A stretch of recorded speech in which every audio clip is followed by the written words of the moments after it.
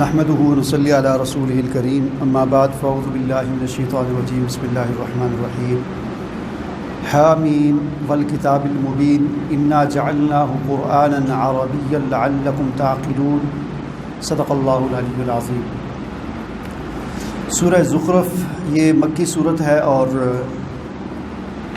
اس سورہ مبارکہ میں بھی عرب کے جاہلانہ عقائد اور ان کے جاہلانہ اوہام پر تنقید کی گئی ہے اور ایمان کے اور دین کے اصول بیان کیے گئے ہیں اور ان کے اعتراضات کے جوابات دیے گئے ہیں۔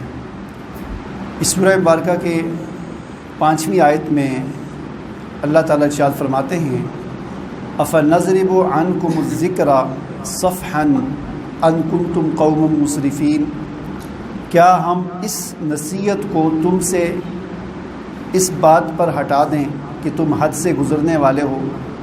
یعنی یہ جو نصیحت ہم کر رہے ہیں، کیا یہ نصیحت کرنا ہم اس لیے چھوڑ دیں تمہیں کہ تم کافر ہو، تم مشرک ہو، تم حد سے گزرنے والے ہو؟ تو ایسا نہیں ہو سکتا۔ نصیحت کرنا یہ ہم نہیں چھوڑ سکتے۔ یعنی یہ ہمیں ایک چیز بتائی جا رہی ہے کہ ہم دین کی تبلیغ، امر بالمعروف اور نہی عن المنکر ہر وقت اور ہر کسی کو کرتے رہیں۔ بعض اوقات ہم کہتے ہیں مثلا کسی کو کوئی نصیحت کی بات کرنی ہو تو ہم سوچتے ہیں اور ہم کہتے ہیں یار چھوڑو اسے، یہ تو ویسے ہی پتہ نہیں اس طرح کا بندہ ہے، اس کو کیا نصیحت کرنی ہے۔ تو یہی چیز فرمائی جا رہی ہے کہ کیا ہم تمہیں نصیحت کرنا اس لیے چھوڑ دیں کہ تم کوئی گئے گزرے لوگ ہو؟ نہیں، تم جس طرح کے مرضی ہو تمہیں نصیحت جاری رہے گی، اور مبلغ کو، جو تبلیغ والا ہو، جو نصیحت کرنے والا ہو، ہر مسلمان اس کو ہر ایک کے پاس اللہ کا پیغام لے کر جانا چاہیے، چاہے وہ کتنا ہی خراب اور کتنا ہی گیا گزرا کیوں نہ ہو۔ اسی طرح اس کے دوسرے رکوع میں اس چیز کو بیان فرمایا کہ یہ اعتراض کرتے تھے کفار کہ وقالوا لولا نزل هذا القرآن على رجل من القريتين عظیم، کہ اللہ تعالیٰ نے اس قرآن کو کسی ایسے شخص پر کیوں نہیں نازل کیا، کسی مالدار شخص پر کیوں نہیں نازل کیا ان دو بڑی بستیوں میں سے، یعنی دو بڑے شہر جو ہیں مکہ اور طائف۔ یہاں بڑے بڑے سیٹھ رہتے ہیں، بڑے بڑے مالدار رہتے ہیں، اللہ تعالیٰ نے قرآن ان میں سے کسی پر کیوں نہیں نازل کیا؟ ایک یتیم پر کیوں نازل کیا؟ جو غریب ہے، یتیم ہے، اس پر ہی کیوں نازل کیا؟ مکہ میں اور طائف میں بڑے بڑے لوگ رہتے ہیں جن کے ایسے سیٹھ رہتے تھے کہ ان کے مکہ سے لے کر طائف تک سینکڑوں میل تک باغات تھے اور سالانہ جو ہے وہ اربوں روپے ان کی آمدن تھی۔ تو اللہ تعالیٰ نے کہتے ہیں، یہ اعتراض کرتے ہیں کہ قرآن کسی بڑے آدمی پر کیوں نہیں نازل کیا؟ تو فرمایا کہ اہم یقسمون رحمت ربک نحن قسمنا بینہم معیشتہم فی الحیات الدنیا ورفعنا بعضہم فوق بعض درجات لیتخذ بعضهم بعضا سخریا۔ اللہ تعالیٰ فرماتے ہیں کہ کیا وہ اللہ کی رحمت کو بھی تقسیم کرنا چاہتے ہیں؟ یہ جو رحمت ہے اللہ کی، فرمایا اس کو تو ہم تقسیم کرتے ہیں، اور دنیا کی جو معیشت ہے، پیسہ ہے، دولت ہے، اس کو ہم تقسیم کرتے ہیں۔ نحن قسمنا بینہم معیشتہم فی الحیات الدنیا، اور چنانچہ ہم دنیا کے اندر ہم نے یہ اصول بنایا ہوا ہے کہ کسی کو ہم زیادہ دولت دیتے ہیں، کسی کو کم دیتے ہیں، کسی کو زیادہ امیر بنا دیتے ہیں، کسی کو غریب بنا دیتے ہیں۔ یہ کیوں؟ اس لیے کہ لیتخذ بعضهم بعضا سخریا، کہ بعض کے خدمت گزار بن جائیں۔ تو یہ فرق جو ہے امیر اور غریب کا، کہ کسی کے پاس بہت دولت ہوتی ہے، کسی کے پاس نہیں ہوتی، اللہ تعالیٰ فرماتے ہیں اس میں بھی ایک حکمت ہے۔ وہ حکمت یہ ہے کہ اگر سارے ہی لوگ امیر ہوں، ہر بندے کے پاس پیسہ ہو، تو کام کون کرے گا؟ پھر تو کوئی کام نہیں کرے گا، پھر سارے بیٹھے رہیں گے۔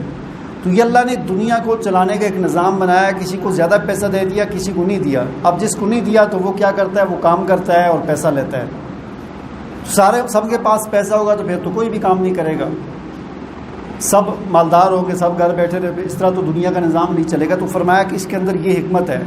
تو یہ پیسے کا زیادہ ہونا یہ اس بات کی علامت نہیں ہے کہ وہ کوئی اللہ کا مقرب بھی ہوگا یا وہ نبی اسی کو بنایا جائے جس کے پاس پیسہ زیادہ ہو، ایسا نہیں ہوتا۔ وَرَحْمَتُ رَبِّكَ خَيْرٌ مِّمَّا يَجْمَعُونَ۔ اسی طرح ایک اور چیز فرمائی، وَلَوْلَا أَن يَكُونَ النَّاسُ أُمَّةً وَاحِدَةً، اسی حوالے سے اللہ تعالیٰ فرماتے ہیں کہ اگر اس بات کا خطرہ نہ ہوتا کہ سارے ہی لوگ کافر بن جائیں گے، تو اس بات کا اگر خطرہ نہ ہوتا تو اللہ تعالیٰ اس دنیا میں کافروں کو اور زیادہ دیتا، اتنا دیتا کہ ان کی سیڑھیاں بھی سونے کی ہوتی ہیں، چاندی کی ہوتی ہیں، ان کی گھروں کی چھتیں بھی سونے اور چاندی کی ہوتی ہیں۔ اللہ ان کو اتنا دیتا ہے ان کافروں کو۔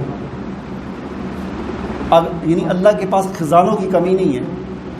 یہ کوئی اچھی بات نہیں ہے کہ مطلب جس کے پاس بہت پیسہ ہے تو وہ کوئی بہت اچھا آدمی ہوگا یا اس کا مقام اللہ کے ہاں زیادہ ہے، یعنی اس کا یہ مطلب بھی نہیں ہے کہ جس کے پاس پیسہ زیادہ ہے تو وہ کوئی بہت برا ہے، یہ مطلب بھی نہیں ہے۔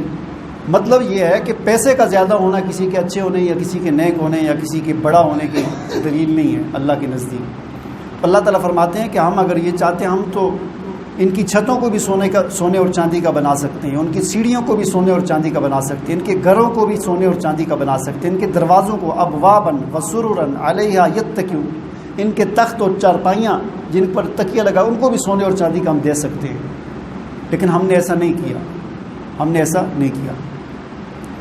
فرمایا کہ یہ متاع دنیا ہے، اس کا کوئی حیثیت نہیں اللہ کے نزدیک۔ اللہ کے نزدیک فرمایا کہ ایک روایت میں آتا ہے حدیث میں کہ اس دنیا کی قیمت اللہ کے نزدیک ایک مکھی کے یا مچھر کے پر کے برابر بھی ہوتی نا، اللہ کے نزدیک اتنی حیثیت بھی نہیں ہے اس دنیا کی، ایک مکھی اور مچھر کے پر کے۔ یہ تو ہم چونکہ اس دنیا کے اندر رہ رہے ہیں تو ہمیں یہ بڑی عجیب معلوم ہوتی ہے نا، ورنہ جب یہاں سے ہم جائیں گے اور اگلا جہاں دیکھیں گے تو پھر ہمیں یہ ایک گندگی کا ڈھیر سے بھی زیادہ کچھ نہیں لگے گی۔ آدمی جس جگہ پر ہوتا ہے نا تو اس کو وہ جگہ اتنی بری نہیں لگتی، وہاں سے جب نکل کے اس سے کسی اعلیٰ جگہ پر جاتا ہے تو پھر پیچھے دیکھتا ہے، پھر اس کو پتہ چلتا ہے کہ میں کتنی گندی جگہ پر موجود تھا۔